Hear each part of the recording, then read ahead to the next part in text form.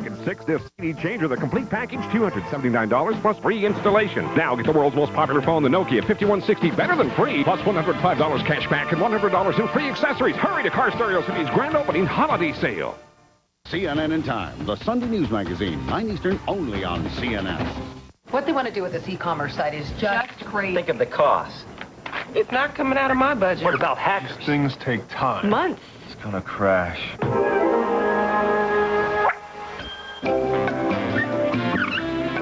We'll have it done next Friday. Wait. Scalability. What happens if we...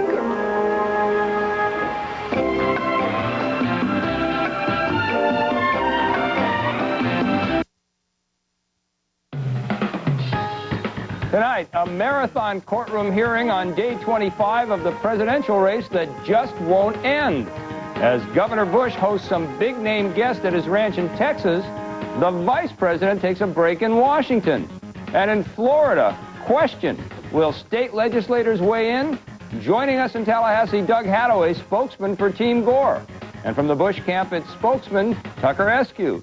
Then a political free-for-all with Republican Senator Charles Grassley of Iowa, and joining him in Washington, Senator Evan Bayh, Democrat of Indiana. And in Little Rock, Republican Congressman Asa Hutchinson. And in Miami, Democratic Congressman Elsie Hastings. All that and a top-flight panel next on Larry King Live.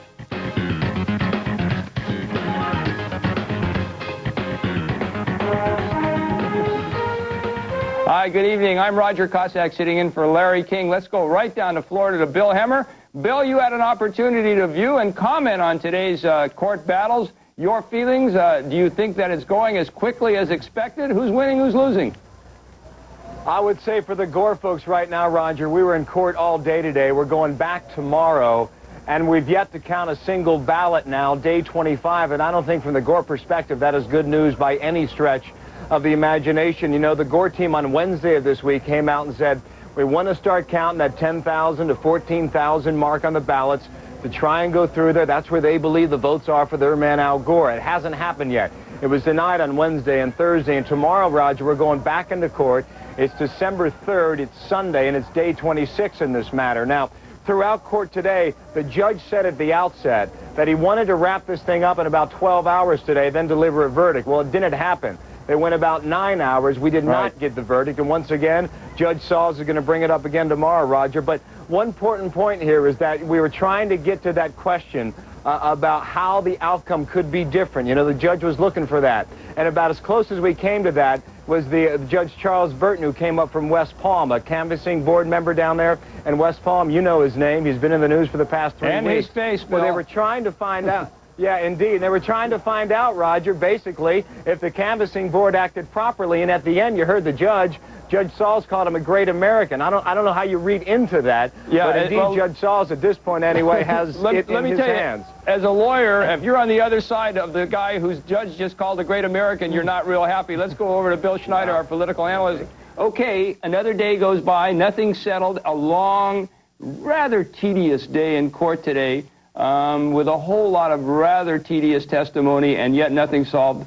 How does that play for Team Gore and for Team Bush? It plays for Team Bush because long, tedious days in court with nothing resolved are exactly what Bush wants. He wants more of them, day after day of long, tedious exposition and nothing being resolved, because the Bush team honestly believes that December 12th is the drop-dead deadline. That's when the electors are supposed to be named, and if they're not named by December 12th, then it's going to be over, and if it's not over, the legislature will be able to at least pass a resolution naming the Bush electors.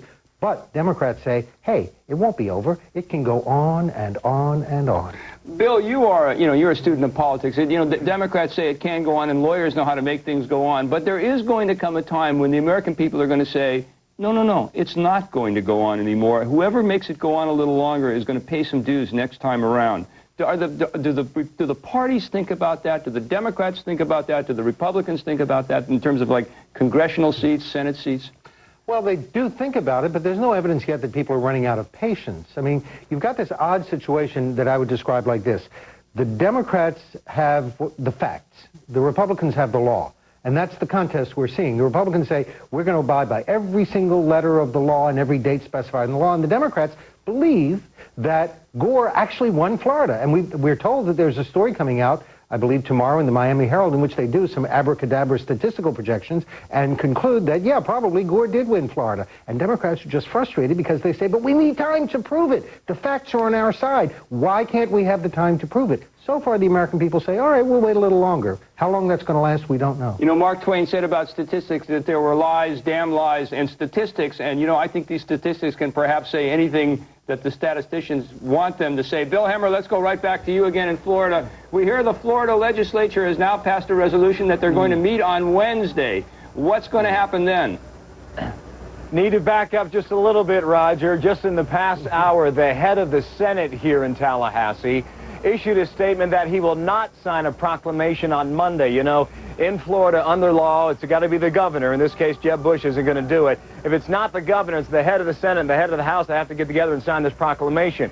It was thought throughout the course of the day today that they would do it on Monday, call a special session on Wednesday, but now they're backtracking away from that now. The Senate President, John McKay, said tonight that this will be the most important matter the state legislature here in Florida ever takes up in its entire history. He's probably got a point on that matter when you consider past history and looking forward on this, but suffice to say right now, it doesn't look like that proclamation is going to be reached on Monday, which means the session won't start on Wednesday. It doesn't mean it won't happen, but it doesn't look like, based on the timetable we had earlier, that that'll be the case next week. All right, Bill Schneider, the Florida legislature takes a step backward. We know that they've been criticized. People have been saying, you know, why are you doing this? Let the procedure take its course. Does this mean that the Bush camp says, hey, we're going to win this thing? Why involve the politics of the Florida legislature? Oh, it seems to me that the Florida legislature probably decided on its own, with a lot of political pressure, that they didn't want to jump into this too quickly. Look, there's a lot of voter resistance to that notion, and the voters, of course, determine the fate of the legislature.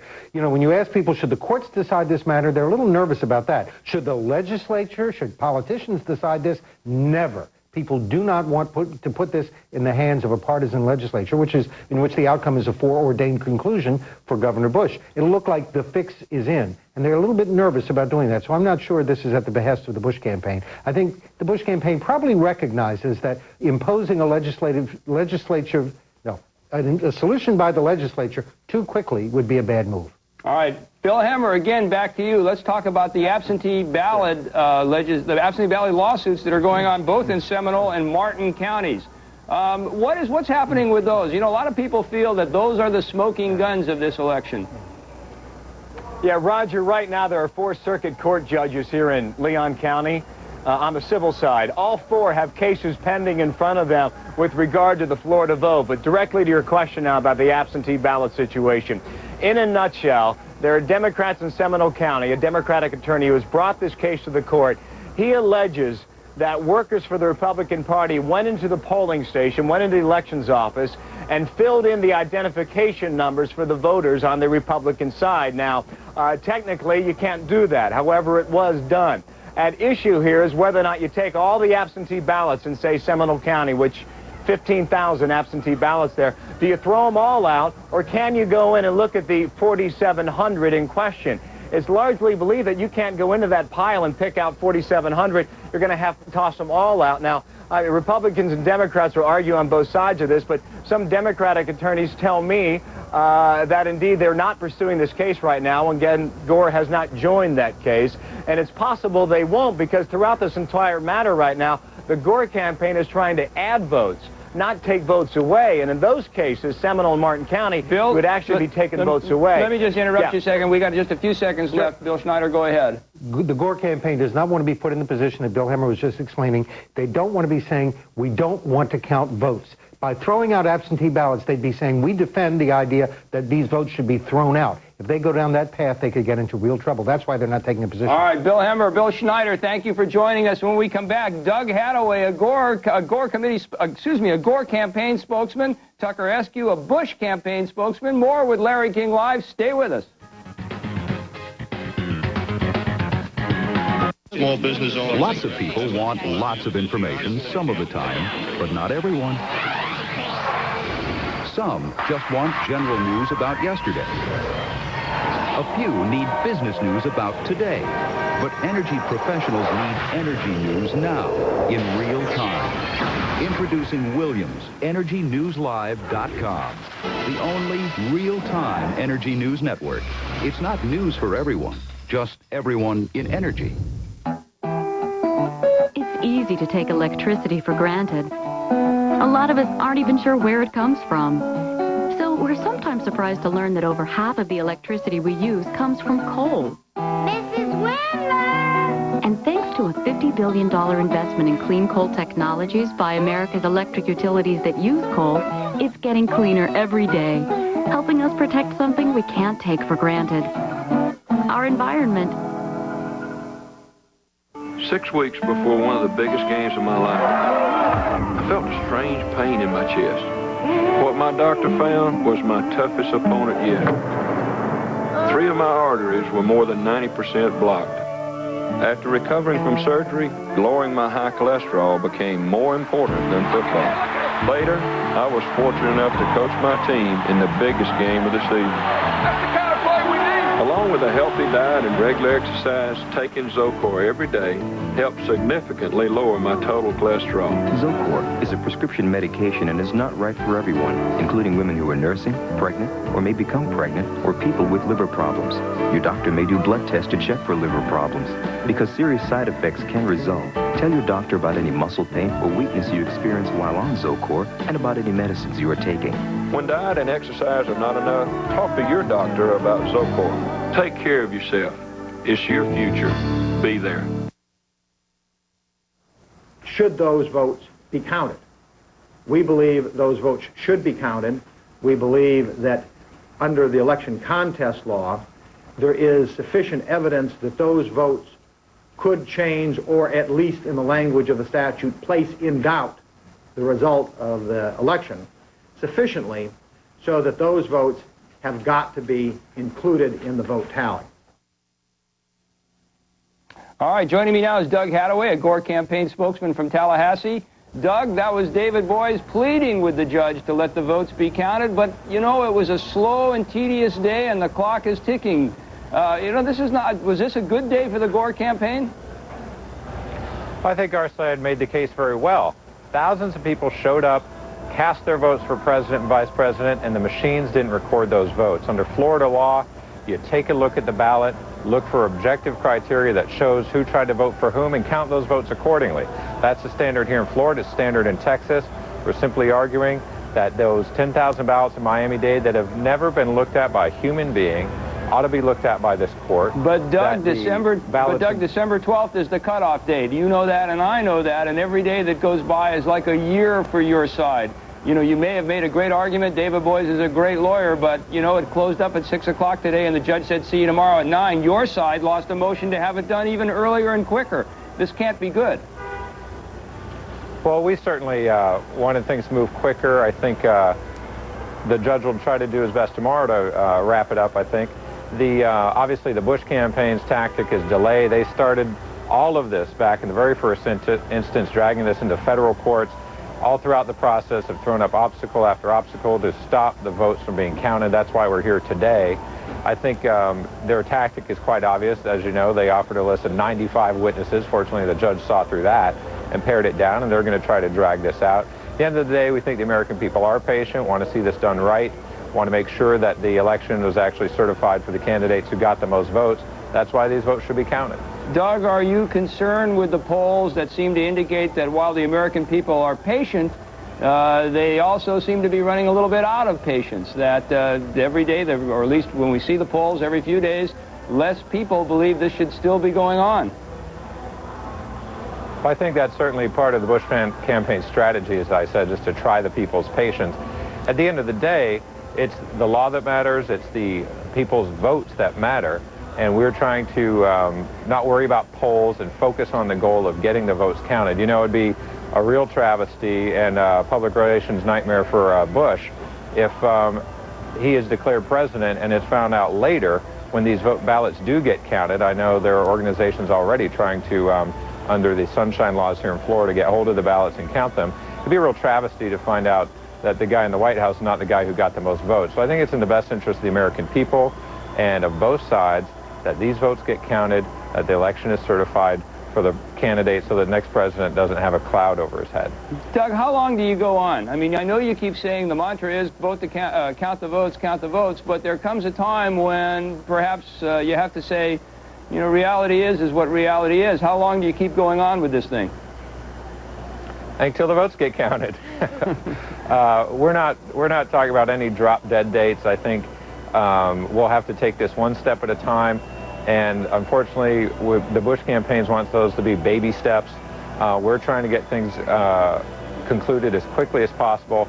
And again, I think the Bush campaign is going to come under pressure because it's more obvious day by day that what they are trying to do is keep people's votes from being counted. I think it's obvious they are afraid that Al Gore actually got more votes here in Florida. That's the only reason why you wouldn't want to count people's votes. Doug, if you're not successful, let me just interrupt you a second. If you're not successful in the circuit court in front of Judge Sauls right now, will you appeal this case to the Florida Supreme Court where you have had success? Well, I think both sides, as you know, have the option to appeal. I can't talk to next steps. As you know, our goal now is to make the best case possible. This judge, that those people's votes ought to be counted, that they ought to be counted quickly, and that the election ought to be certified for the candidate who got the most votes. All right, Doug Hadaway from Tallahassee, thanks for joining us. Let's now go to Tucker Eskew, also from Tallahassee. Tucker, how's the parade down there? We're right in the middle of it. You know, real people are getting on with their real lives right here in Tallahassee and around the country, but I'll certainly be happy to talk about some of what happened in the building next to me as well. All right, let's talk about that today. It seems like the judge hoped to wrap it all up one day. I think that was like what most lawyers believe is a good deal of wishful thinking. It's set again to go on a Sunday. I know lawyers and judges don't like to work on Sundays. How long is this going to go on? And you have been called that the Bush team is doing nothing but delaying. Are you guilty of that? Not in the least. Let's remember two things, Roger. First of all, it was the Gore campaign's fighting of the certification of the results that resulted in lowering their window of opportunity to conduct this contest by 12 full days. And secondly, just here today, David Boies himself admitted that their own witness went on too long. So I think that's misplaced criticism. But you came in with a witness list of something like 95 witnesses. Every lawyer knows you're not going to call 95 witnesses in a case like this, and the judge isn't going to ever let you call 95 witnesses. I mean, doesn't that put you in the position of having someone sort of point the finger at your side and saying, look, time is on our side, and we're going to take advantage of it. That way we win. Let's take a look at the final number we call, Roger. You know better than I that lawyers sometimes float a list, and it certainly seemed to have stirred up the Gore campaign quite a bit, and perhaps a few reporters. But we called 2 witnesses today, and our lawyers are meeting right now and working on tomorrow's witnesses. We've got witnesses who buttress our case. I think, contrary to that, the Gore campaign today was unable to clear a very high hurdle. They've got a burden here that is very difficult, and they didn't carry it. Tucker, a lot of lawyers and legal analysts feel that the lawsuits that are kind of moseying along, if you will, in Seminole and Martin counties are the ones that really have the explosive power behind them. These allegations that the applications for absentee ballots were in some way, some would say tinkered with, some would say just a little bit of ministerial help, but one way or the other that something that shouldn't have been done was done to them. There is a sense that perhaps these ballots or these votes might get thrown out. Your reaction to this? Well, that's a specious argument. There's really no grounding in that. They're hung up on a real hyper-technicality. The fact is, these applications get sent out by political parties. Both parties do it. The Democrats did it here as well. And the parties are able to print on the backside of the application the voter identification number. It was misprinted on some that were sent out, so it was corrected. If you're allowed to print it on there, why not correct it? You know, anyone who would argue that we should throw out 15,000 absentee ballots because perhaps 5,000 had this little fix made would really be running counter to an argument that even Al Gore is unwilling to embrace. But, you know, the argument is that, by your side is, look, this is just a technicality. We just assisted people who need some assistance. But the other side says, you know, you don't give help unless someone asks for it. Sure. Let's make sure every vote counts. You know, we hear that mantra a lot from the other side. 2 points. These are real votes. No one is suggesting that the votes themselves were in any way tampered with. And let's remember, Roger, the law in Florida on this matter is a fraud statute. No one can argue with a straight face there's fraudulent intent involved in correcting a voter ID number printed on a ballot. And, you know, on this issue of counting ballots, I like the point I heard earlier today. They talk about the specific number of ballots that weren't counted in Miami-Dade, 10,000 some odd. How would we know the number if they hadn't been counted? They've been counted. They simply don't have votes on them. And in that same city of Miami, there was published today and tomorrow a very unfounded statistical analysis that suggests, and the Gore campaign's embracing it with great vigor, that Al Gore woulda, shoulda, coulda if a bunch of things had been done differently. That's really a flawed, really, you call it bogus. That's my scientific term for it. All right, shoulda, woulda, coulda, and bogus. Tucker Askew, thanks for joining us. Let's take a break. When we come back, let's have a free-for-all with Senator Charles Grassley, Senator Evan Bayh, Congressman Asa Hutchinson, and Congressman Alcee Hastings. When we return, stay with us. What we are here for today is for the plaintiff to carry its heavy burden of proving that the canvassing boards under challenge not only acted wrongly, but acted in a fashion which no reasonable person could have done given the facts known to them at the time. Thank you for holding. Customer support. I just want to let you know I'll never buy anything from your company again. I'm sorry. What can I do to help? Help? I've called you guys 5 times, and every time I have to explain this problem over again. Last time you asked me to fax my invoice, then I emailed you. You thanked me for writing? Could you tell me exactly what the problem is? The problem? Hello? Business as usual is the problem. Siebel eBusiness is the solution. Siebel eBusiness for a customer-driven world. Robes and slippers, jewelry, caviar, cashmere. Shop the world's finest brands for the holidays. LuxuryFinder.com.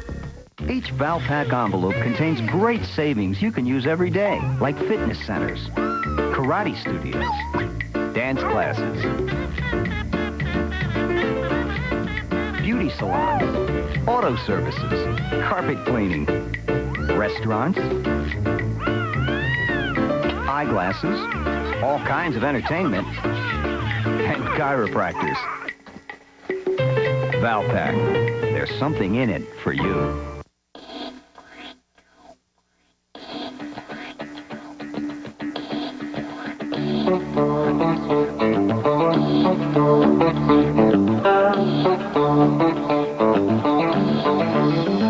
One energy company had an idea to build an ultra-deepwater drill ship capable of drilling nearly 2 miles below the ocean's surface. And last year, that ship struck oil. Conoco, think big, move fast. Log on to CNN.com for the most complete coverage of the rapidly changing presidential contest. Court documents, the key players, timelines, and video on demand. It's all at CNN.com. Hi, welcome back to Larry King Live. I'm Roger Cossack sitting in for Larry tonight. Joining me now is from Iowa, Republican Senator Charles Grassley, from Indiana, Democratic Senator Evan Bayh, and of course, from Arkansas, Congressman Asa Hutchinson, and from Florida, Congressman Alcee Hastings. First of all, I want to go to you, Senator Grassley. Your impressions of the court hearing that went on today. It seemed tedious. It went on for a long time. I don't think there was much resolution today. There was not. I'm not a lawyer, so I didn't watch it for more than a couple hours, but I think it'd be pretty tedious if you had to be there doing it. But it's a process I suppose we have to go through, but I would hope that it also signifies to people that this is a drawn-out process that really ought to be a case of where Vice President Gore would throw in the sponge and look to the year 2004 and have a repeat of the 2000, and so we could get the transition underway and get a new president, because the people on January the 20th are going to expect us to have the ball rolling. Well, you know, Senator Bayh, it brings up a good point, because one of the things that we see in the polls is we see the American people, you know, getting tired of this and getting tired of lawyers and the notion that the lawyers are going to be deciding who the next president is. Somewhere along the line, there may be some time when the American people stand up and say a pox on somebody's house for doing this. Are you concerned? Roger, I think it's much more important that we take the time and have the patience to get this right. The stakes, after all, are very large. This is the presidency of the United States, not a local race for a PTA or something like that. I used to be the Secretary of State of my state. I used to be the head of our state recount commission. This is what you do. It takes time.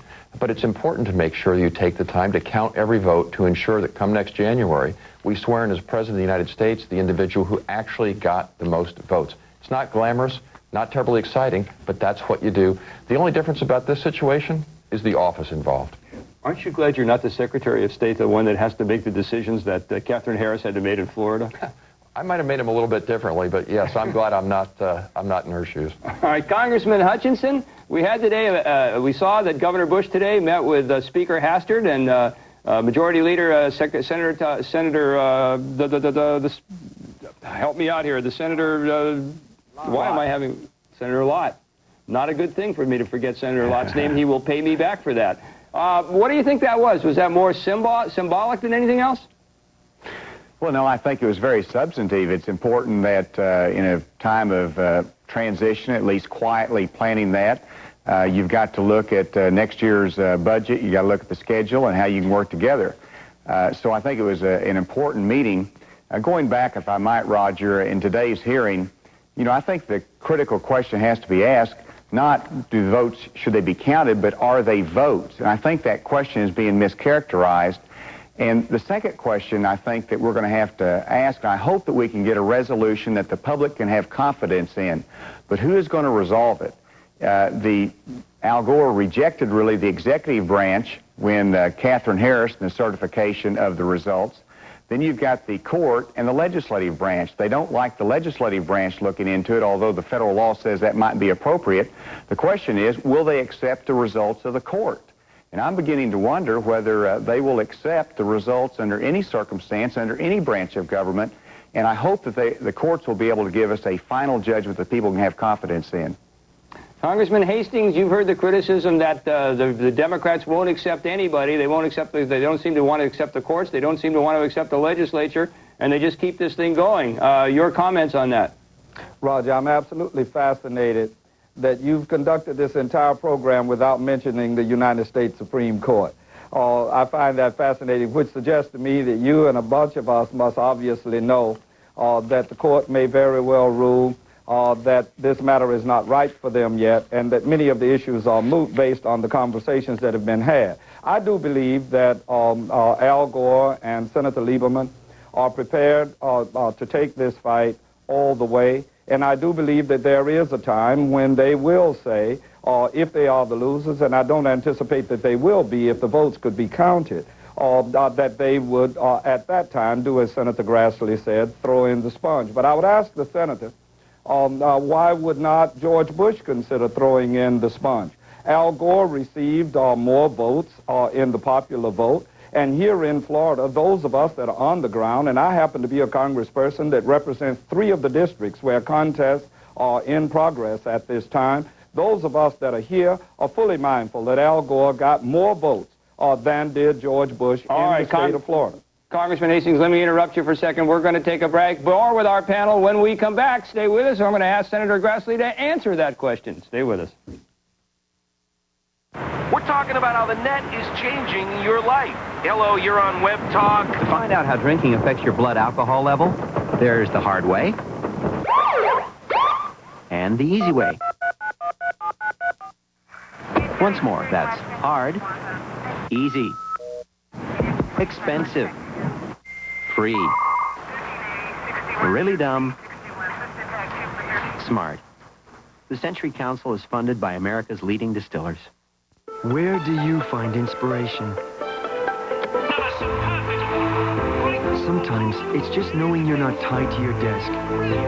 Discover the wireless LAN from Compaq. With the fastest industry standard transmission available, you can connect to your network and collaborate. All on your own terms. Welcome to the new IT. Inspiration technology from Compaq. They're the largest creatures on Earth. They've adapted and evolved with strength and determination. The kind of strength that helps the Pacific Life family of companies manage more than $300 billion for its clients. And determination that has guided Pacific Life for 130 years. Size, strength, longevity, offering annuities, insurance and investments. Use the power of Pacific Life. Lively debate from the left and the right. Robert Novak, Mary Madeline, and Bill Press step into the crossfire. Weeknight, 7:30 Eastern on CNN. The People's Choice Award winner for Best New Dramatic Series is now on Fox Family Channel. Providence has a new home, Fox Family. Critics call it divine, the show that reinvents the feel-good family drama. I don't want you to forget where you came from and the people who love you. Providence, Mondays at 8, 7 Central on Fox Family Channel. Sponsored locally by Batteries Plus. Now open in Beaverton, 1 block from Tom's Pancake House. Oh, let me ask you something. A man got killed on your front step today. What do you think happened? You have nothing to do with this. Then listen, you have 4 beautiful children. Look at that picture in your back pocket there, those kids. Who was there? I know you know who else was there. I don't know who was there. I don't know who did the killing. Apparently somebody in here is lying. I hope it's not you. I guess, because I want to say it happened. So then that's all I'm asking. I'm asking you what you saw. Stop guessing. We'll do the guessing work, okay? We have more than enough to arrest you. CNN in Time, the Sunday news magazine, 9 Eastern, only on CNN. We're back with more Larry King Live. I'm Roger Cossack. Senator Grassley, I want to give you a chance to respond to the congressman. He says, look, Vice President Gore won the popular vote. Perhaps it should be Governor Bush that should be thinking about giving it up. Well, 2 points. First of all, thank God we have the Electoral College, because whatever the phenomenon and situation is in Florida, it isn't diminishing the votes of voters in any other state of the 49 states. It doesn't diminish my vote in Iowa. If we had the popular vote, everything that's wrong in Florida would diminish my vote in Iowa, and we should limit the wrong as much as we can, and the Electoral College does it. Secondly, I think if Bush had found himself 1,700 votes behind on election night and called up Vice President Gore and said, I'm ready to concede, he wouldn't have called up an hour later and withdrawn it. I think there's a difference between how the Bushes see public office as an opportunity to serve and as a privilege, and I think the Gores see it as a right. Senator Bye, I want to give you a chance to respond to that, because it's what Senator Grassley has indicated is now, I think, a deep philosophical, perhaps, difference on how both of these gentlemen view the election, view their need for service before the American public. Well, Roger, I have a great deal of respect for my friend Chuck Grassley. I've enjoyed serving with him, but I do disagree with what he just said.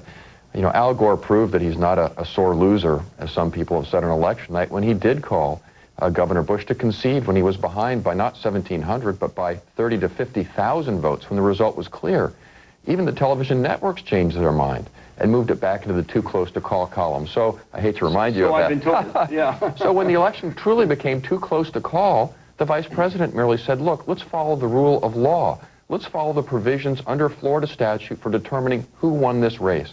And I'm convinced if we're allowed to go through this contest and get a final ruling by the Florida officials, possibly ultimately the Florida Supreme Court, and he's on the short end, he'll do the gracious thing and concede. But until then, he simply wants to know who got the most votes. And the last thing I'd say, there's going to be an article in tomorrow's Miami Herald, not a Democratic Party publication, the Miami Herald, indicating that if the votes were counted in accordance with the way the voters of Florida intended to cast them, Al Gore would carry the state by 23,000 votes.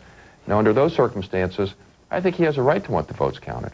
All right, let me go back over here to Congressman Hutchinson and change the topic just a little bit today. Governor Bush met with Senator John Breaux, a Democrat, or didn't meet with him, excuse me, called him on the phone yesterday. Senator John Breaux, a Democrat from Louisiana. There's speculation that perhaps he is someone that he would want to include in his cabinet. Perhaps this is kind of like a peace offering to show that he can bring people together. What do you know about that, Congressman? Well, Senator Breaux would be terrific. He's a great thinker. I hope they were also talking about the Medicare Commission that Senator Breaux and Congressman Thomas worked on, that came out with a report to reform Medicare. I hope that that can be something that we can work together in a bipartisan way to accomplish. Senator Breaux is a major figure in that, so I bet you that was a part of that conversation as well. Congressman Hastings, we just have a short time left. You and I both know that the Supreme Court probably will not be the final word in this matter, will it? No, it will not. And there's something else. These dates that we keep talking about, I ask you, Roger, and all of our colleagues to look at the 20th Amendment, which contemplates someone not being qualified even as late as January 20th. This December 12th date, yet another fiction. Hawaii offered their electors as late as December the 28th. This matter is ultimately going to be decided here in Florida. I do believe that whoever wins before Judge Sauls is going to go to the Florida Supreme Court. But, Roger, you know something, and I do too. Those absentee ballot questions are causing the Republicans to whistle past the cemetery. That may be the issue that we end up talking about. Let's take a break. Let's take a break now. When we come back, we're going to have State Representative Lois Frankel, the leader of the Democrats in Florida, as well as John Thrasher, the former Republican House Speaker and one of the 25 Bush electorates. Stay with us.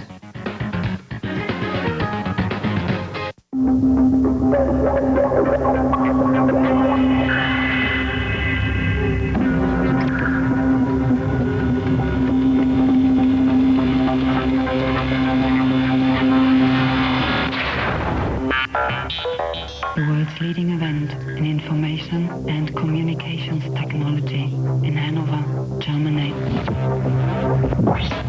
CeBIT. Get the spirit of tomorrow. Small business owners. Lots of people want lots of information some of the time, but not everyone. Some just want general news about yesterday. A few need business news about today. But energy professionals need energy news now, in real time. Introducing Williams EnergyNewsLive.com, the only real-time energy news network.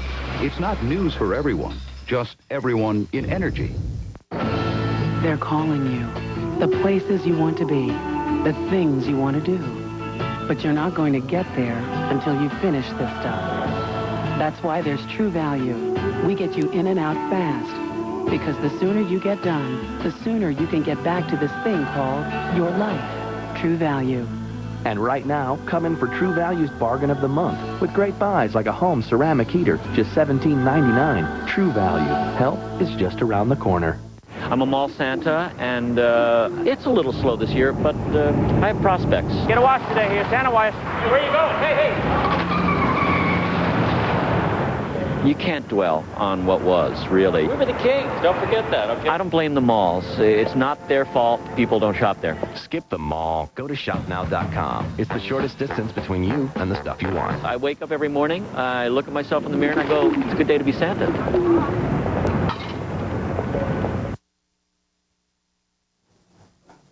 All right, we're back with more Larry King Live. I'm Roger Cossack sitting in for Larry tonight. Joining me now is Representative Lois Frankel, the leader of the Democrats, and former House Speaker John Thrasher from Florida. Well, Lois, did the legislature blink today? We understand that that they are not going to have that resolution, and they're not going to meet Wednesday. Well, let me start and say, Roger, that it hurts me that we're in this discussion because, you know, when all of you media types go home, the rest of us are going to be left to have to deal with each other on some very tough challenges in Florida. But with that said, let me say this. I believe that you're seeing a show right now. I believe that it's been predetermined that if it continues to look like Al Gore is going to fight this contest out, that the legislature will meet, that we're going to meet on Wednesday. And it is not John McKay and Tom Feeney who are calling the shots right now. It's Jeb Bush and it's George Bush. And I believe that a proclamation will be signed either tomorrow night or Monday night unless something drastic would occur, such as Al Gore conceding. And I do not believe that will happen, and I hope that does not happen. And I hope that he's going to keep pressing to get all the votes counted in Florida. John Thrasher, the report is that the leader, Mr. McKay, has indicated that he won't sign the resolution calling in for a joint meeting of the state legislature, and therefore there will be no meeting Wednesday. Well, what does that mean? Well, Roger, I think what's happening is both Tom Feeney and John McKay are being very deliberate about moving ahead.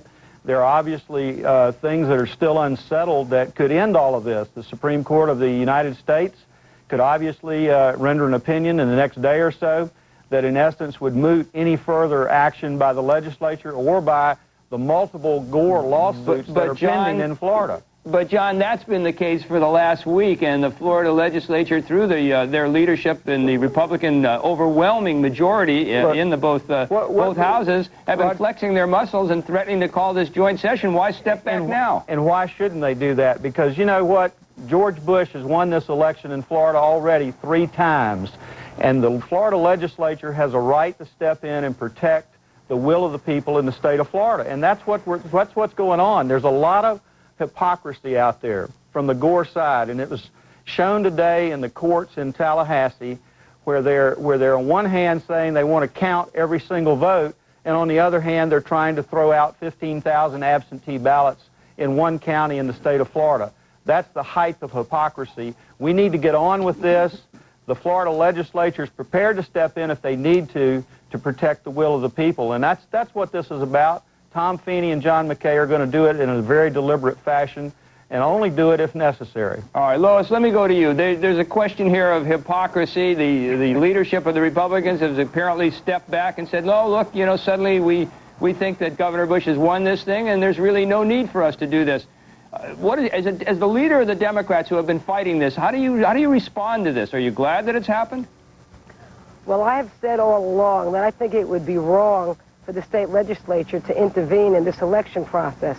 After all, we wrote the very laws that are allowing Al Gore to challenge the election.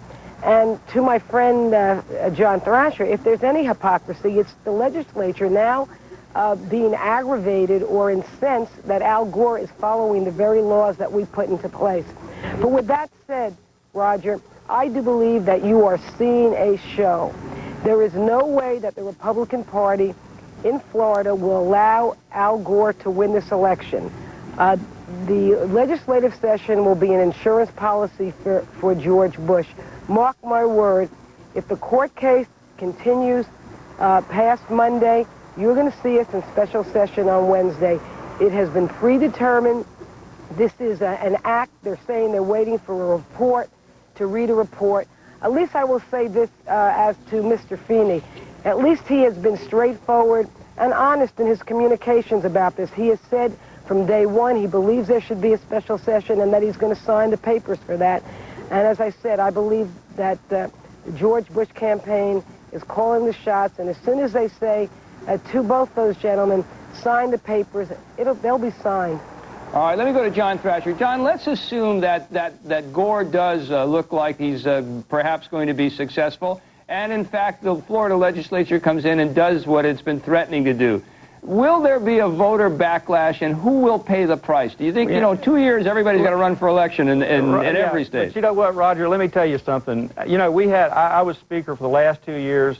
Lois Frankel and her Democratic colleagues fought me every step of the way on education reform, tax cuts, tort reform, doing those kinds of things for the good of the people of Florida.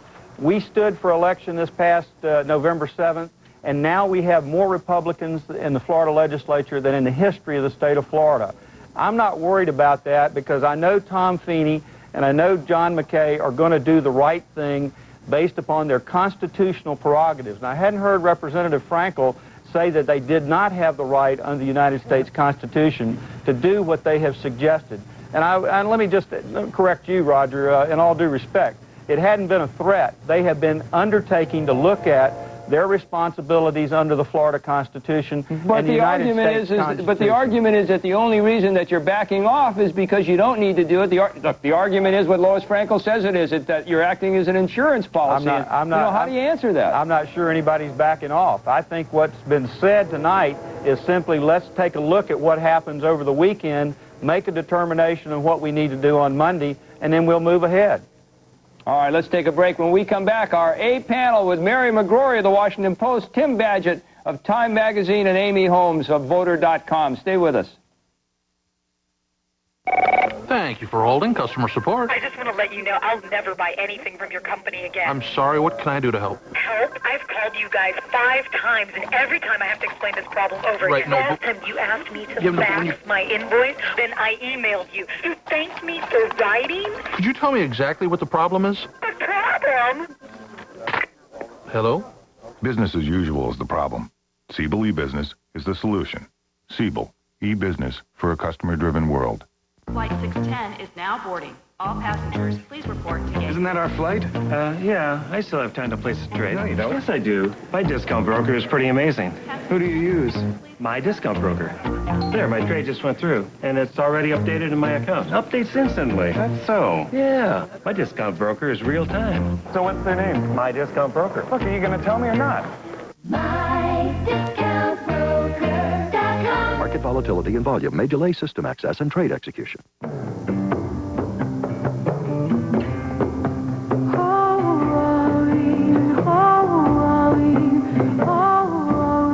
I keep thinking if I drive real slow, and I take a lot of back roads, maybe I can hold on to my daughter just a little bit longer.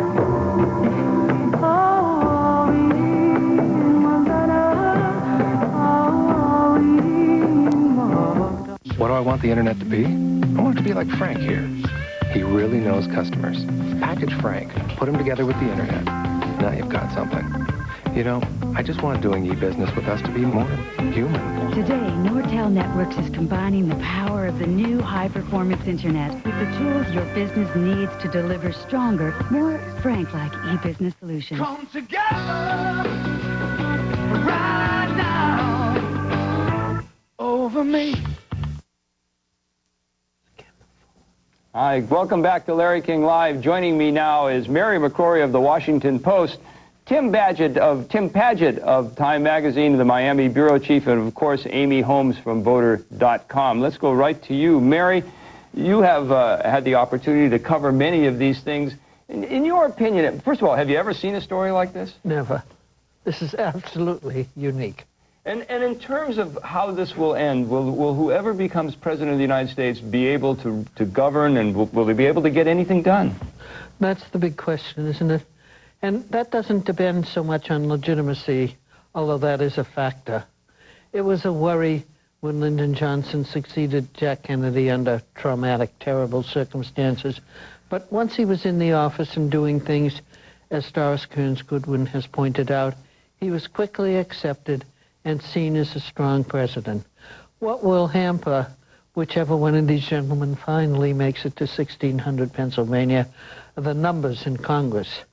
The Senate will be at best 51-49, well, 50-50, and the House, a very narrow margin, so that they will both be pretty much blocked from anything of a radical nature. Well, you know, some say the best government is the government that does nothing. Well, I think we're about to get it then, don't you? I'm afraid so. We might at least. Tim, the Florida legislature, at least the leadership, seemed to blink a little bit today and back off of what we heard was going to be a Wednesday joint session. Why do you think they did that?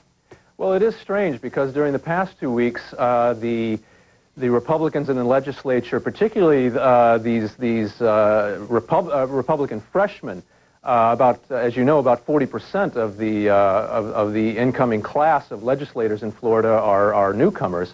They seemed remarkably reminiscent of the 1994 class of Republican freshmen who came in with Newt Gingrich in the U.S. Congress. Very zealous, very true believer Republicans, and all up until late this week, we thought that they were going to just really push this special session through, and that it was going to be announced or proclaimed by both Speaker Feeney and Senate President John McKay today, or yesterday, excuse me. Suddenly, as you said, they seem to have blinked, and I get the feeling that whatever guiding force the legislature has right now, whether it's actually Tom Feeney and John McKay, or whether it's James Baker and the Bush campaign, I think they were beginning to see that the public was getting a little queasy about the idea of this precipitous move to just have the Florida legislature take it upon themselves to choose their electors. And so I think they they've reined it back a little bit, and they're going to see how this hearing goes. They're going to see how the Supreme Court rules. I think they realized in the end that it wasn't good PR for them to act so imperiously, let's say, in this case. Tim, tell us a little bit about the voters of Florida. I mean, this is a state that overwhelmingly is represented both in its House and its Senate by Republicans, and yet went, at the very best, 50-50 in the presidential election. Right. This is a state of fiercely independent voters. What you have here is essentially demographic chaos. I don't mean to say that in a negative sense, but it's just a fact.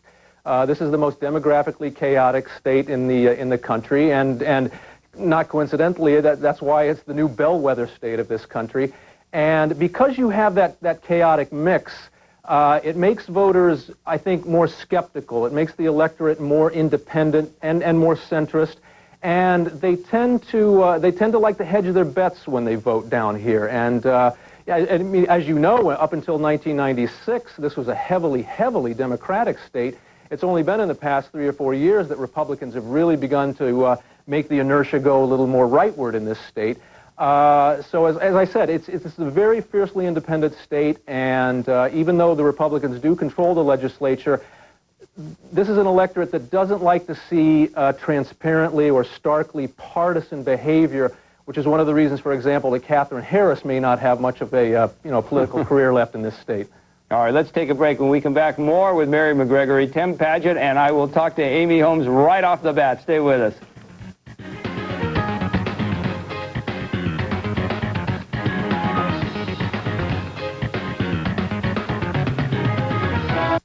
Where do you find inspiration? Sometimes where you least expect it. With technology that takes you beyond old boundaries to something more inspiring. Like the compact ProLiant server. With a 1.75-inch profile that fits everywhere, you can have your next big idea anywhere. Welcome to the new IT, inspiration technology from Compaq.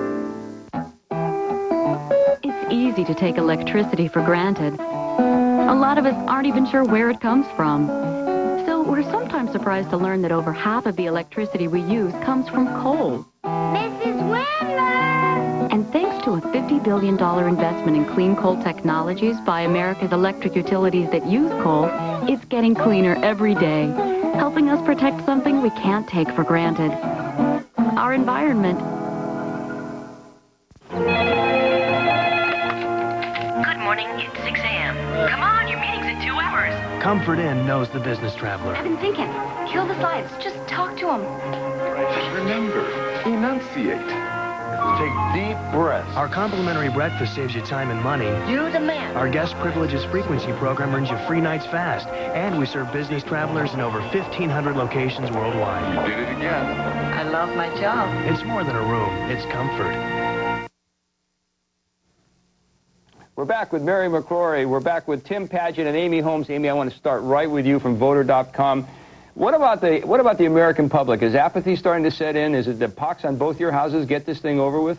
Well, interestingly, I mean, this whole thing has sort of been like the sort of a Talmudic debate for the political class of what is the just outcome of this election and who should win based on either the law or the politics, who's transgressing the boundaries, you know, from week to week, day to day. What it looks like the people want is not a just outcome, but an outcome. And what you're starting to see, Newsweek polling showing that larger numbers of Gore's own supporters would like for him to concede. So you're starting to see a bit of a shift here in the public attitude toward this, which is not so much that they want to get it over as soon as possible, but they're less interested in a fair result than just a result. All right, so when does push come to shove?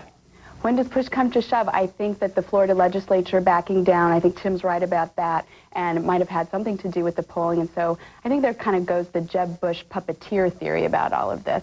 And also the Florida Supreme Court, they set aside the issue of the butterfly ballots. Again, the public polling showed that the public really wasn't too terribly sympathetic on that issue, that, you know, them's the breaks and, you know, people make mistakes. So when push comes to shove, I think, is when we see what happens with these court cases. You know, we have Seminole County and Martin County, and those judges have the ability to put their finger on the button and blow up this election. And I think you're going to see, if they choose to do this, that's where the push comes to shove. Mary, the Supreme Court yesterday, that majestic building, those majestic judges hearing this case, and yet people hope that they're going to give us the answer, but it appears that they're not going to give us the answer. What does that mean in terms of the fact that the Supreme Court may come out and make a very narrow decision, and the beat goes on, the lawsuits continue? Well, it seems to me that the Supreme Court here, like the state Supreme Court in Florida, just felt that some more majestic institution of government could step in and lay a cool hand on the fevered brow. It doesn't seem to have worked that way, because as you saw there, you were there, Roger, the justices were disagreeing among themselves. They couldn't agree why they were there. They couldn't be absolutely sure about the federal component. And one of the attorneys for Catherine Harris, I believe, said, hoping that it would make the justices like him more, that he wasn't bringing in the sort of federal element. And Justice Scalia said, "You're in a federal court," so that yes. You couldn't win, in a sense.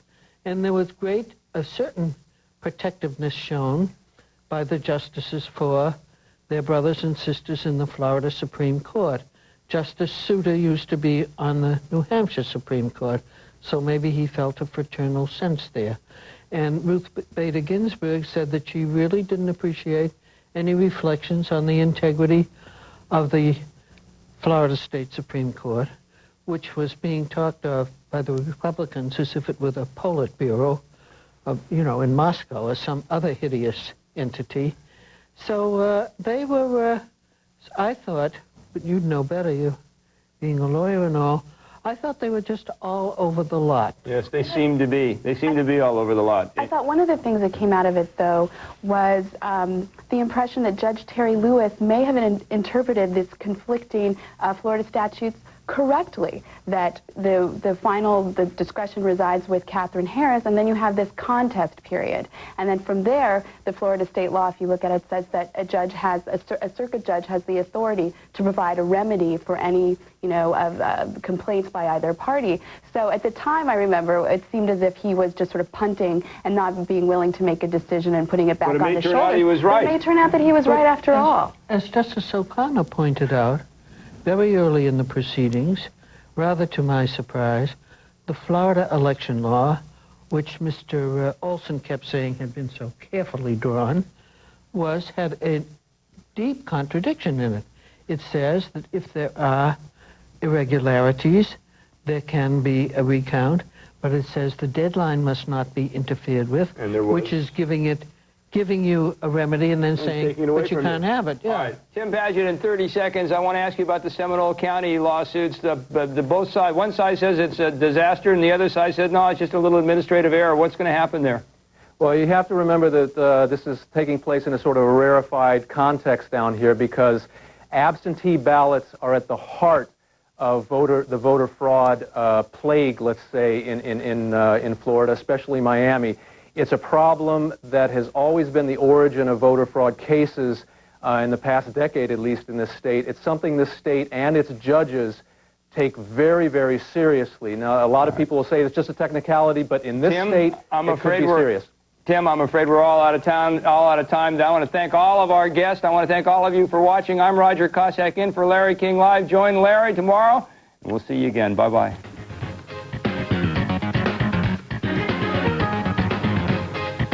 Sunday on CNN's Late Edition, the last word in Sunday Talk. As the Supreme Court prepares to rule, we'll hear from top Bush and Gore officials. Sunday, noon Eastern on CNN.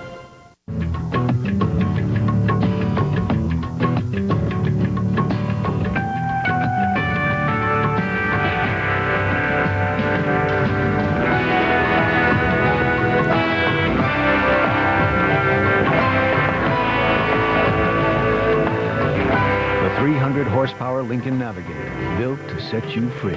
Now with a liberating lease offer at your Lincoln dealer. Lincoln, American luxury. It guarantees it. Country Companies Insurance. Real people, real answers, real quick.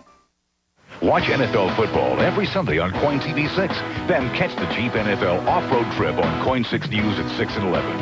Ed Whalen presents the NFL's most amazing plays of the week.